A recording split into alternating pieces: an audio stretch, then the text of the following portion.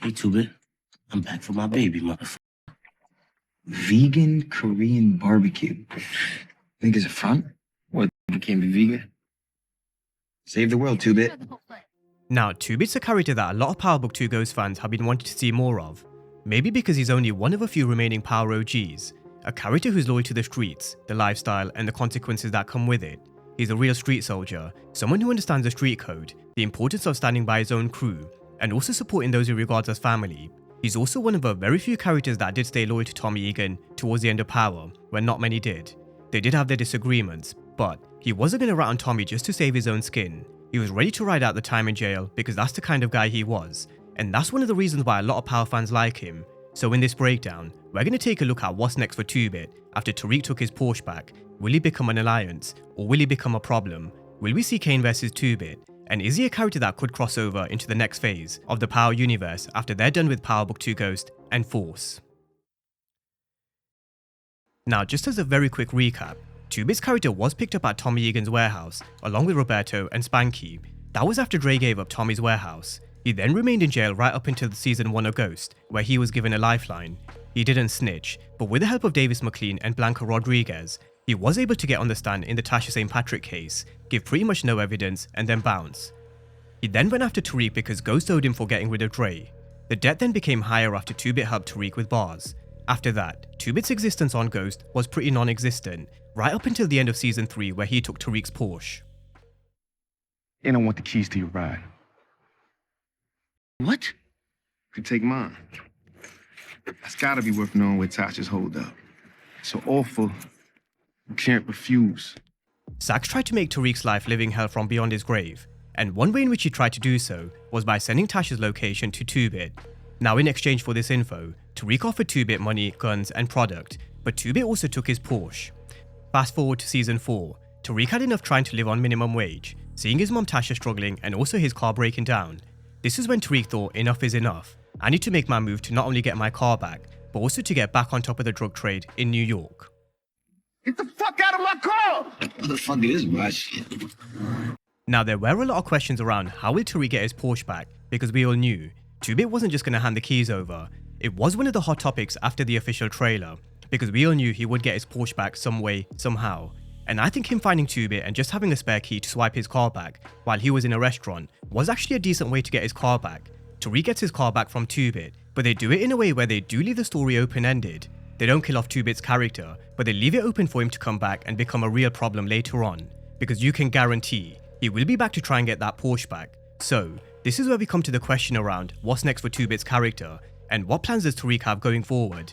He's gonna have to get back to the drawing board with Brayden, moving under the radar, and also hoping he doesn't make the same mistakes.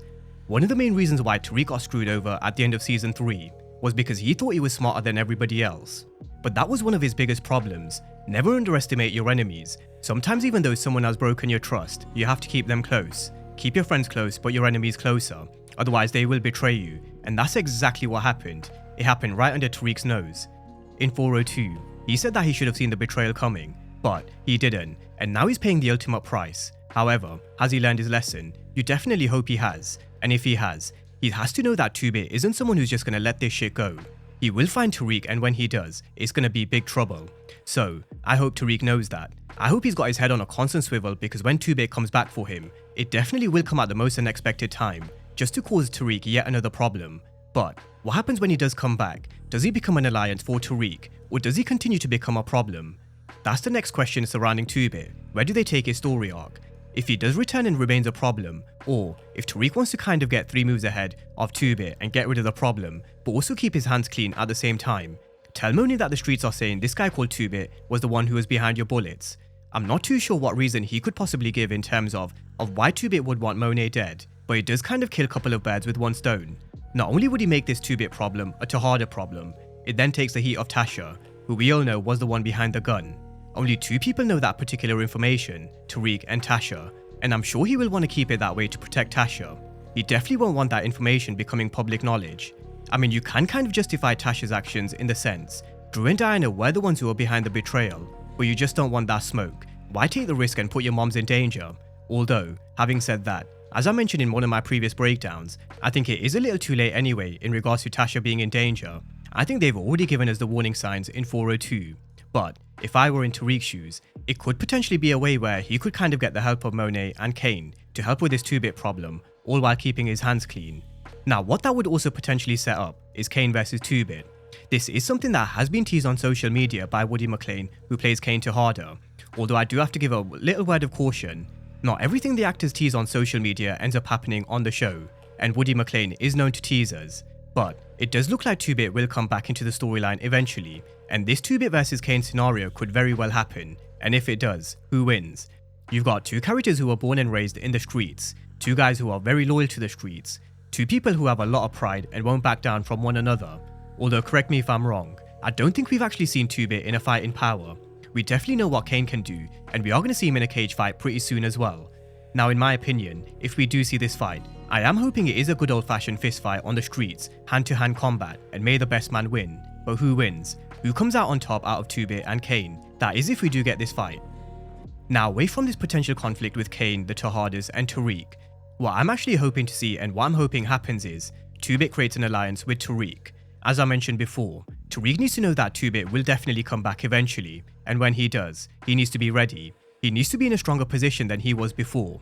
He can't be caught out like he was in season 1 with his back against the wall. He can't be caught out like he was at the warehouse. He has to consider all the options. The great chess players, the great kingpins in the streets. The reason why Ghost was as good as he was because he always considered all the outcomes. There were moments which caught Ghost completely off guard. It happens because the streets are very unpredictable. No day is ever the same.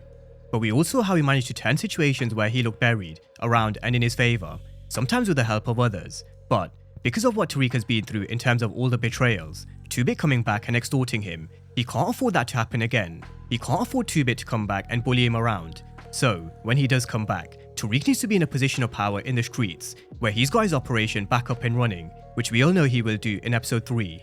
He will be putting the wheels in motion with the help of Davis McLean, Braden, and also Effie, which is a different topic entirely, but he needs to be expecting 2-bit to come back, and when he does, he needs to be able to offer him something of value to either get him off his back or create this alliance, which could help him achieve his end goal of reaching the top of the pyramid.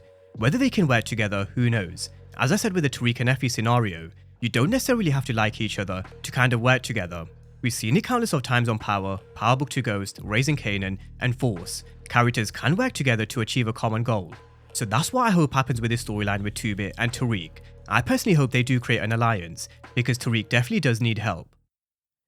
Now that's 2-bit's role in regards to where we are at this moment in time in terms of Power Book 2 Ghost, but what about the wider Power universe? We all know Ghost Season 4 is the last. We also know Force is ending after Season 3, and I do plan to make a much more detailed in-depth breakdown on that cancellation, all the details and what we can expect after Force Season 3.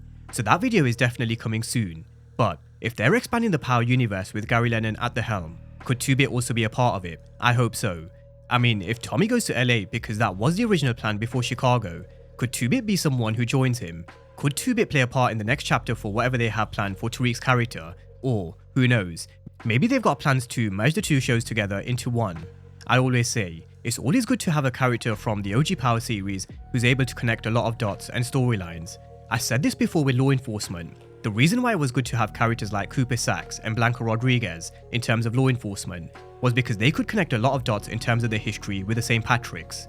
So, 2-bit being a part of Tommy's next chapter or Tariq's next chapter is definitely something I'm sure the writers have explored, but let's see if that's the direction they go in, or whether his character arc ends in Ghost Season 4, because they definitely have dropped the ball on some great characters in the past. Mecha is a classic example. I thought he brought a different kind of aura and presence compared to Noma, but that's just my opinion. Let's see what they do with 2-bit in Ghost Season 4 first.